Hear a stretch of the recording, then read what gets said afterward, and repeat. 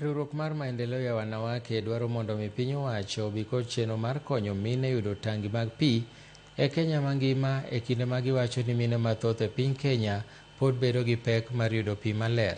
Jokanyo mag Maendeleo ya Wanawake ne wuoyo e gwenge mag Nyatike e kinde mane gichiwo tange mag pi ne mine. Kwan oganda mathoth ahinya mine e kaunti ma Migori pod wuotho ndao mabor kamanyo pi ma gitiyo gi udi kaachiel kod mago ma jamni modho. Gwenge mag Nyatike e kaunti ma miyo achiel kuom gwenge ma mine mathoth pod nitiere kod pek e yudo pi e kaunti ma Migori. Awuotho 2 kilomita mondo mi achop aora Migori kadhi omo pi. Nyatike ka wasebedo gi chandruok mar pi kabisa, mosemiyo wabedo gi tuoche mopogore opogore. Wayudo pi e yawo kata aora moro nitie ni ongoche emwa ome pi. Kaka sani sa oro kama wan gi shida makionge punda kata jaboda boda iminyalo miyo pesa to kelo ni pi. Kuom jodak ma Nyatike ok en mana nok mar pi kende, to en bende midhiero ma ikelo kod kwiri mawuok e kuonde ma iluoke mula madonjo e aoche ma oganda koro yude pi. Kodonjo e aora to ng'ata kotiyo kode samo donjo ka yath pod nitiere iye to nyalo nego gimoro amora, nyaka rech, nyaka gimoro amora nyalo nego. Ma en gima rach, onyalo hinyo kata mana jamni ma wan godo. Sana Nyatike en kama otuo, to ung'eyo gold bende kaka interfere gi pi ndalo ma ula mol to kelonwa uchafu mamiyowa tuoche mopogore opogore.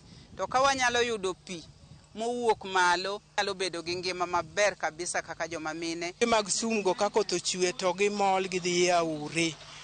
Bai chien ka nitiere ng'ato manodwa tho e dalane kane gidhi gimodho pi, lench no obarore mane chiego dhi otuomo pi aora, mane gidhi gimodho pi manotergi e ward. Kuom hawi maber ni nogonygi. E okang' mar reso mine ma osebedo kod pek e yudo pi, riwruokno mar Maendeleo ya Wanawake ne ochiwo tengni mag pi ne moko kuom grube mag mine e sub-county ma Nyatike. We are privileged to come and deliver 14 tanks to this women group, a program that has been on from 2020. Wayudo pi to en pi nam, to pi nam wayudo ni en gi tuoche mopogore opogore.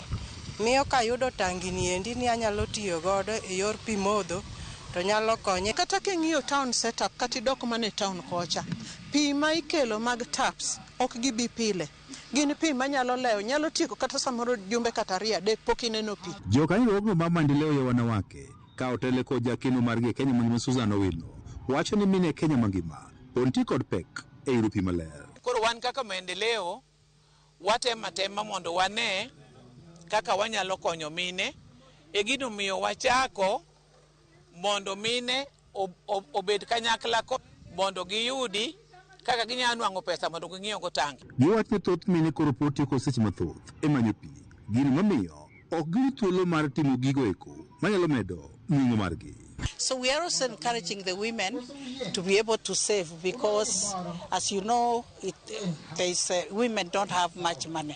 But if they are able to save, they can be able also to borrow and buy tanks. Wang'eyo kabisa ni pi e gimoro amora e ot ne mama. And pi ok yudre mayot. Moloyo kaka sani chieng' rieny, yudo pi bedo matek ne mine. To ka mine gi gine ma gidwa dhi manyo, gine ma gimoro amora ritogi, ang' giduogi chak gidhi giom pi, kor ka giduogi tedi, seche moko bedo matek. Maendeleo ya Wanawake wacho piny owacho onego ket magini cholo pi maler ne oganda piny Kenya mangima. His Excellency, the President, at one time we were with him, that he should be able to get the government to make it easy for the women to access water tanks because these things are bought. George Juma, Ramogi TV, Migori.